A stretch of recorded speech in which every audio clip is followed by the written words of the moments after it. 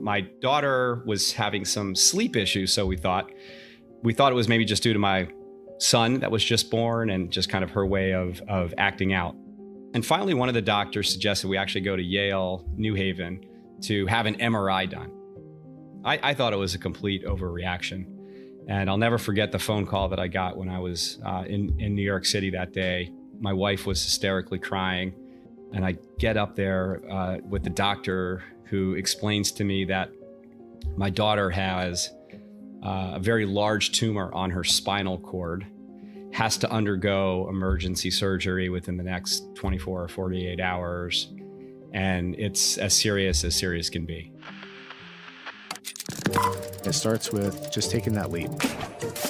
Man, you have to work hard. You have to be incredibly smart. Choose something that even if it fails, you are going to be proud of it. Doesn't matter how badly you got beaten in battle. Be kind, be kind, be kind. Become a better person, a better leader, a better business.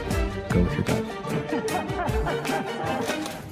I'm Samuel Donner, and this is Finding Founders. After a mad dash trip to New Haven, Jeff Snyder was met with the worst news imaginable. Not only did his daughter have cancer, she also needed to go into an emergency surgery within the next 24 hours. We'll come back to this moment and how it changed his life soon, but first, a bit about Jeff. Jeff is the founder of an experiential marketing company called Inspira, and now boasts campaigns for the likes of Microsoft, Jeep, National Geographic, and with brands like that behind him, you might think that Jeff always knew his unique marketing strategy was headed for success. But it didn't start there. It actually started with strawberries. We'll get back to the podcast right after this break. The MarTech podcast, hosted by Benjamin Shapiro, is brought to you by the HubSpot Podcast Network, the audio destination for business professionals. With episodes you can listen to in under 30 minutes, the MarTech podcast shares stories from world-class marketers who use technology to generate growth and achieve business and career success. One of my favorite episodes is about how artificial intelligence is changing sales. So you might be scared of AI and think it's going to take over the world and eventually lead to our demise. But that's not true, at least for the time being. This episode discusses the overlap of sales and technology and how artificial intelligence is shaping the landscape. Listen to MarTech wherever you get your podcasts. And now, back to the podcast. I kind of want to take it back to the beginning. And can you tell me about how you started picking strawberries? Well, that was my first job in my entire life. I believe that I made $2.15 an hour. It was one of the few places that would allow Child kids labor. Yes, child labor. That's exactly right. I think I was about 13 years old at the time. Would have to ride my bike close to 3 miles to get there. $2.15 an hour, but I got the special perk of eating all the strawberries that I could. Was this a job that your parents encouraged you to get, or why? It was a little bit of both. We grew up in very middle class family. I was very into BMX and biking at that time, and my allowance only went so far. So what better way to actually put that bike to use than to drive on some super dangerous roads to make, I'm pretty sure, less than minimum wage. But it was great because it actually taught me a lot. Got me out and understanding sort of the labor market, putting in a hard day's worth, and then obviously being able to have an opportunity to benefit at the end when you got that paycheck. Taking those lessons from that first job, as you were going towards college, what were you thinking that you wanted to do with your life, and what were you where were your interests guiding you? Yeah, college was really interesting for me because, at the time, I think I really wanted to pursue Wall Street. At least that's what I thought I did, from more of kind of a finance perspective. And it wasn't until I actually did a summer internship that I realized I absolutely hated that industry. So internships were fantastic in that regard, I think, of not only finding what you love, but finding what you don't love. Where did you start directing your attention then if Wall Street wasn't it? Yeah, well, again, like through college, I was always a hustler. So even in college, I was very sort of entrepreneurial nature. I was the kid who would go out and print up T-shirts and literally walk around door to door selling them. Literally, I would just kind of take unique spins on maybe something that was happening in pop culture that you could kind of convert over. So it was a great way to earn a buck. It was a great way to kind of meet a lot of new people. And again, I think it probably played some part into my overall journey. And then really when I came out, I started my career selling computer systems, which was incredible training program, but again, just not really sort of a passion of mine. I had a friend who I played rugby with through my 4 years in school who was a bar and nightclub promoter, and I said, I love throwing parties, that's a great idea. So I ended up kind of moving down to Washington, D.C. and became a bar and nightclub promoter. And that was really sort of what got it all started. In what way? And what did you learn from that? Yeah. So again, it was constant networking. It was constant hustle. It was finding different groups that you could pull together, really thinking through exactly what type of party or event or experience that you wanted to curate for them and bringing them in. About a year into the job, I actually was doing an event with a big alumni group from Boston. And I said, I'm going to work with this beer company called Sam Adams. And that's going to be a great partnership, just given the roots. From there, I ended up meeting the leadership team, the owner of Sam Adams. They were just kind of getting their start as a quote unquote micro brew or craft brew. And I ended up jumping in to become opening up sort of the Virginia and Washington, D.C. market for them. How do you think you were able to take a collaboration and turn it into an opportunity for a job and an opportunity for your career? Yeah, it was great because, again, I actually started, I reached out to them. I got them involved. And at the time, the company was very, very small. They had limited employees. I think they love the energy. They love the passion. They love the drive. They said, look, we're really kind of looking to expand and open up some new markets, and we could look for some, people like you. And I was like, wow, it sounded fantastic. And then it led me to now the industry that I'm in, which is sort of this world of event and experiential marketing. What does that mean? Experiential marketing. Activate a brand in sort of unconventional channels. So it is bar and nightlife. It is event sponsorship. It is mobile marketing tours. It's sampling, it's engagements. It's highly curated experiences. And for me, my eyes just were wide open, and I just couldn't believe that such an industry existed, that you could actually think through all these different types of scenarios to understand what is so great about this particular brand and what type of experience can I create to actually be able to make brand and consumer fall in love with one another. And from there, my life changed, and it's been a passion of mine ever since. Leading up to 2008, what were some of the campaigns or experiences that you did that maybe most filled your soul? This is what I want to be doing. Well, let me back up. So I started my company in 2008. I got into the industry in the mid 1990s. Right. So my first job of actually getting in and working with the first agency that I had signed up with was working in the beer side of the world. Go figure. My experience from Sam Adams. And I had a chance to work on a brand called Molson Ice. I don't know if you remember this, but Molson Ice was a beer that had a kind of a tagline and positioning: from the land where ice was born. And we actually were able to throw a concert 200 miles inside the Arctic Circle, literally on top of the world. Wow. Private concert with the Red Hot Chili Peppers and the Violent Femmes. We flew 75 winners. We actually had to stop in the Northern Territory in Canada just to refuel. Landed in this small little airport. Once we did, we doubled the size of the town. That's how small and remote it was. Unbeknownst to us, that night, the winds shifted and all of these ice floats came into the bay. So the plan was to actually have the concert itself on this Russian icebreaker. So it's actually like this ship that would be able to go through and smash the ice caps as it kind of like went through. But because of these like icebergs, these ice floes coming in, we couldn't get the equipment on board. So we quickly had to pivot, as we do in events. We found an old abandoned airline hangar and actually did a makeshift pipe and drape. It was an 18-inch stage, and our 75 winners had the experience of a lifetime. But the best part about it was, because we were doing a lot of ship-to-shore radio to like all the changes, some of the fishing boats that were in the area heard about it. So all of a sudden, you just had these fishermen show boats up. are listening to the Red Hot Chili Peppers. Exactly. They were like, some of them couldn't speak English, but they heard on the radio something was happening. We were like, absolutely, come on in.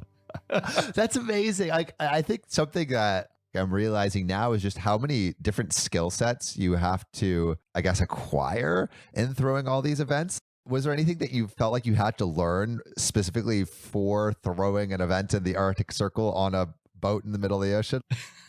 Yeah, it is. Look, number one, the devil is in the details. It is all about what if planning, and you absolutely have to have grace under pressure. I mean, the reality is many things will go wrong. It's basically how can you adapt? How can you pivot? How can you make it as seamless to the, at least from a consumer perspective, through that overall experience, and be able to kind of, pull that off. And honestly, that probably is what thrills me the most in this industry. I love that pressure. I love the ability to pull it off. And I think at my very core, there's nothing more that just gives me so much joy than seeing me deliver happiness to someone else. Take me to 2003, talking about your daughter. Yeah, I had started with an agency. It was kind of a boutique firm, moved out to Connecticut to open up the office for them to kind of help grow and scale it. And my wife and I moved out. I had a 2-year-old daughter, Kennedy. And I was all in on work, on really kind of building and scaling this business up. And my daughter was having some sleep issues. We went to the doctor several times because she was complaining about neck pain to the best of her ability at that age. One of the doctors suggested we actually go to Yale, New Haven, to have an MRI done. And I'll never forget the phone call that I got when I was in New York City that day. My wife was hysterically crying and could barely get the words out that Kennedy has cancer. I immediately jumped in the car heading up from New York City to New Haven. And I just remember going through my head, okay, be strong, you've got to be there for her. And I get up there with the doctor, who explains to me that my daughter has a very large tumor on her spinal cord, has to undergo emergency surgery within the next 24 or 48 hours. And it's as serious can be. Honestly, I lost it. I was a mess after that.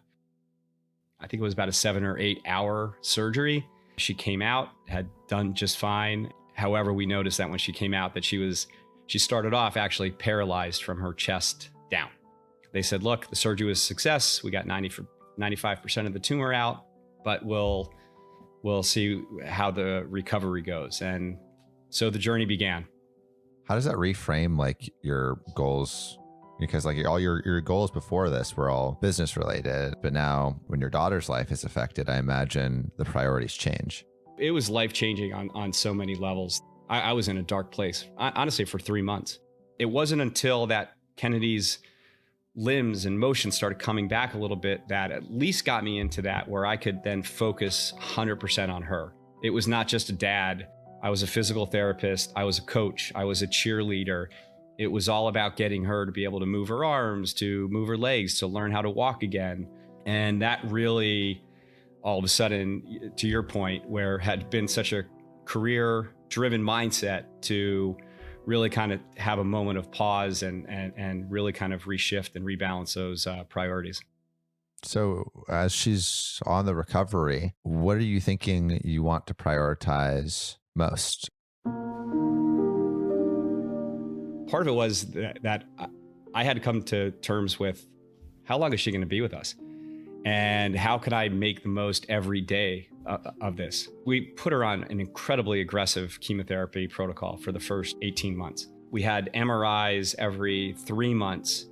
And right prior to the MRIs, we would just do something silly. We'd fly down to Disney World, or we'd go to this place just to I just wanted to make sure that that was going to be like the happiest moment before we were about to find out, what was next. The first 2 years, we thought everything was going great. Like the tumor seemed to be shrinking. We got to the point where it seemed like she was cancer-free. 3 months later, to go and back for her the checkup, the tumor was back to its original size. We had to go through another tumor resection, a whole new other round of chemotherapy. And it was just kind of this constant cycle of ups and downs. After the second chemotherapy protocol came through, we ended up deciding to stop. We had a doctor, a neuro-oncologist, who said, why don't we just wait and see? And so we took some time off. She still has had a lot of physical limitations. She lost the use of her right hand below her wrist. She had to wear these plastic leg braces, had lost her hair through the chemotherapy.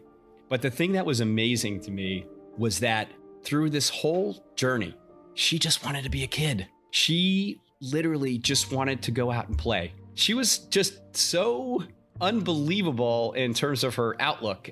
And here I was, like a coward, to be honest, where I was working for this company and I had all these ideas as to what it could be, but the agency that I was working with at the time wasn't necessarily aligned with that. And it really took this instance of just seeing her in her absolute glory that inspired me. She was my inspiration to kind of take that next step, and hence the name Inspira Marketing Group that led us here today. So how did you take the first step? Well, the first step took me 1.5 years, and that was actually having enough nerve to tell my wife about my idea. You can just imagine not only being reliant on the paycheck, but the insurance bills were, massive. And the first step for me was actually bringing this idea and notion up to her. I will tell you, she could not have been more supportive. She was absolutely amazing. She said, Jeff, you have to do this. This is, I could see it in your eyes. This is your dream. This is your vision. You have to pursue this. I'll go back to work. I'll get insurance. And sure enough, she went back, became a school teacher, allowed us to be in a position from an insurance perspective that I could at least take that first step. But I actually had a blank canvas in front of me. So now that I had permission to march forward and permission to go ahead and start that dream, it was like, well, okay, what do you want to make this company about? And it was an enlightening experience, because when you're able to really put all of your dreams, all of your wishes, all on a piece of paper as to what it is that the values that you're going to have that are going to be core to you, what is most important, emphasis on the people, being less hierarchical, purpose-driven, being able to kind of give back, all of these different elements factor into kind of creating that, and then leads you to that, okay, now let's go. How are we going to put this to life? We'll get back to the podcast right after this break. When was the last time you heard someone say it's almost too easy when talking about a piece of tech? Well, maybe with like Steve Jobs and the iPhone, but it doesn't happen often because tech usually isn't easy. Like ask any person over 70, like they don't know what they're doing. Tech is usually too complicated, too busy, and too frustrating when it should be just plain easy, like kicking a soccer ball in any direction. The HubSpot CRM platform is like all of those things. It's ridiculously easy to learn, use, and love. A passionate love with a suite of powerful tools that seamlessly connects your teams and customizable hubs that you can add or subtract as you grow. I guess that's why it's called HubSpot. It's not almost too easy to use. It's easy to use, period. Learn how HubSpot can help your business grow better at HubSpot.com. And now, back to the podcast. I love how you're thinking about that. Like you're saying, what kind of life do I want to lead rather than how can I make the most amount of money? So you are writing all of these ideas and wishes for the future of this company and the future of your own life. How do you actually start to make some of those ideas materialize and make them concrete and like take first steps towards making a project? The first year was insane. Number one, it was 2008. It was a complete meltdown. Now, of course, you didn't know that going into it. I wanted to be very, very respectful to my past company and to their clients. And as part of my separation with them, not only did I pass up, obviously, the clients that were theirs, but I also gave them my prospects. So I started with nothing. There was a little clause in my contract, though, that said that I couldn't hire any employees for a year. And there was one woman on the team that I really wanted to be part of this company. So I said, all right, Kim, I need you to quit before I actually resign. And then as soon as I'm set up and get running, I'll hire you. That was wishful thinking on my part. I mean, I'm an eternal optimist. She did quit for me. Unfortunately, it took me 13 months to be in a position to actually hire her back. I'm proud to say that she is my business partner right now and has been with me ever since. But talk about a leap of faith. You know, I thought it was going to be easy. I was well connected. I had a lot of experience in the space. But you know what? I think I was very overconfident. People just said, well, let's just see if you're going to be around in a year. All of a sudden, the financial markets take a turn. You go into a recession.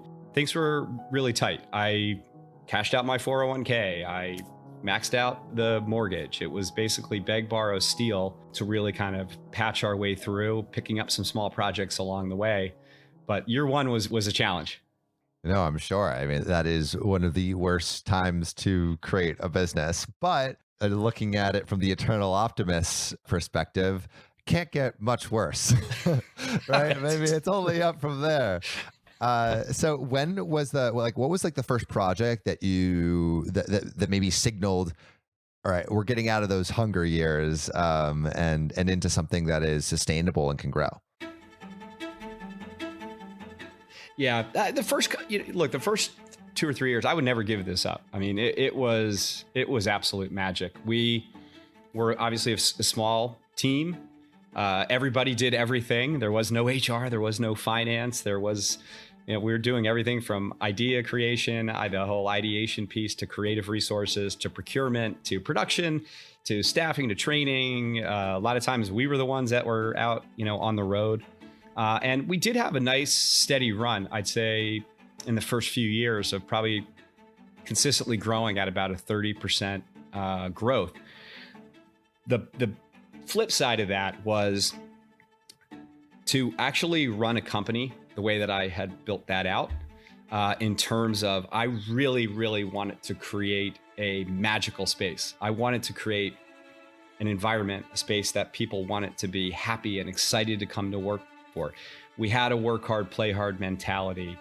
We invested so much in our people, in our culture, in having fun along the way from doing kind of like the hard work from day one. And really, that did not throw a lot of money to the bottom line. So getting back to what you'd first said about going into the mine to make so much money, I'll never forget this. I hired a interim CFO who's now my full-time CFO. And he was coming in like 1 day a week. And this is maybe 4 or 5 years into the business. And he said, okay, we need to have the talk. And I said, okay, what's that? He goes, time to fold up shop. You need to just go and become a salesperson. That's what you're really good at. And I was like, what are you talking about? We're doing so great. He's like, we are not doing great. He's like, you are barely for the amount of money that's coming in, for the personal guarantees that you have, you are guaranteeing everything that it's going to be on you. That is so much risk for someone to like make such little money. I think we just call it a day and move on. And I just said, Clay, trust me on this. Trust me. It's going to work out. You'll see. And sure enough, when we actually started working with Guinness and with Diageo, that was actually the day that things had absolutely transformed. Tell me about how you got Guinness. Yeah. Well, this is hysterical because, believe it or not, they had come originally to us just with a marketing challenge. And as we were kind of like digging through it, I was like, oh my God, this is the same challenges that I went through when I started my career at Sam Adams. They were a small little craft beer that was getting destroyed by the imports. Now, all of a sudden, Guinness, this heritage brand, there were 150 craft beers out there, and they were actually really denting their sales. And I was like, oh, I know this playbook. So it really led to that, where we said, look, it's not a marketing issue. We're going to put, boots on the ground, feet on the street to actually go there and work key accounts in the on-premise, and we're going to build and grow and scale your business. Started with 10 people, and really happy to where the trajectory has gone from there. And now, in addition to that, Guinness is owned by Diageo. We have hundreds of reps for the spirit side of the business as well. So what is where is your company today, and what are you most excited for?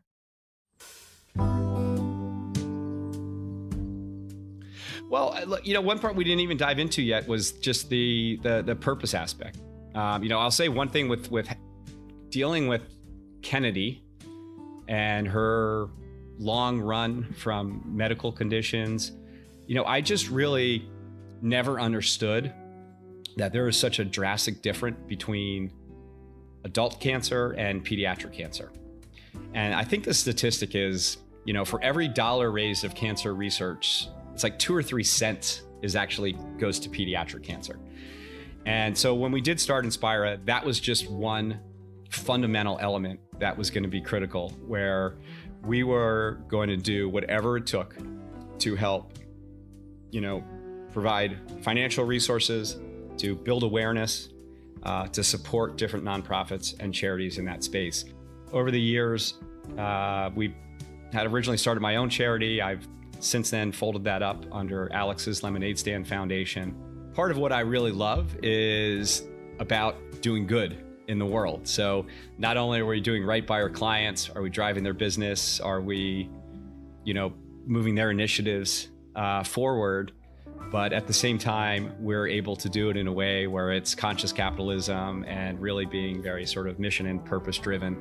And it's been so cool because the people that we're able to attract who follow that same line of thinking and sort of mentality is fantastic. Since we started with Alex's, that was my mission and that was the company mission. We've kind of evolved that now, which has been great, where every year we do a Shark Tank where the whole company breaks into like 6 or 8 different teams. They pick one nonprofit to come up with. They develop a creative idea as to how they can support it, and we implement it as company-wide of all of the resources. So not just home base, all of the field as to how we can support and bring that to life. So over the years, we've done so many different initiatives around that, and it's just such a awesome feeling. So to finish off, what is one piece of advice that you'd give your younger self, either when you were just coming out of college or when you were just starting your company? What's one piece of advice you would give that would make the process of getting to where you are now a little more efficient, a little less stressful, and maybe a little more purposeful? Yes, I've made a lot of mistakes over the years. So let me first say that a lot of those lessons learned probably wouldn't have been learned unless you had physically made those. So I think that there's a lot of good in that. One of the things that I lean into a lot now, I think, is more from a peer-to-peer network. There's so much value that you can get through other people's learnings, their experiences, their successes, their failures. I don't think I was really at that stage of vulnerability at the early stage. I just think I had this idea that I could do it and really just grit, passion, and hustle. Hey, that's worked in the past. That's what you need to do today. Honestly, thinking like that, we maybe wouldn't have made it, hadn't things fall, one different way. So, leaning into, I think, just groups of like entrepreneur organization or even YPO have been really, really phenomenal, from just being able to not necessarily asking people for advice, but just really being able to hear from them, from their perspective as to what's worked, what hasn't worked, and how that they had done things, while it was correct or not. Really, I think helps when you put that into the framework, helps a lot with the decision making, and I think would have probably gotten us there faster.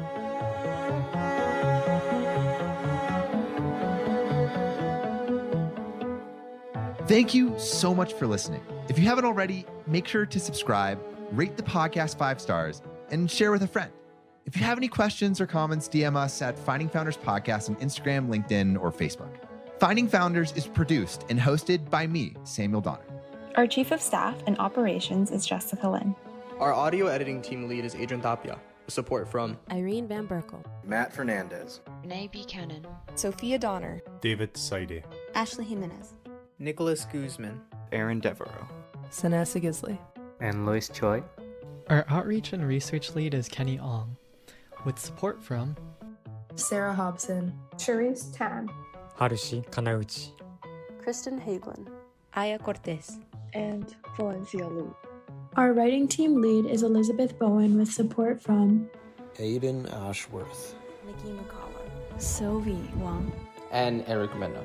Our design team lead is Shruti Ramanand with support from Tiffany Dang, Yao Liu, and Dina Gabriel. To see more of what we're up to, subscribe to our newsletter at findingfounders.co. Thanks again for listening, and see you next week.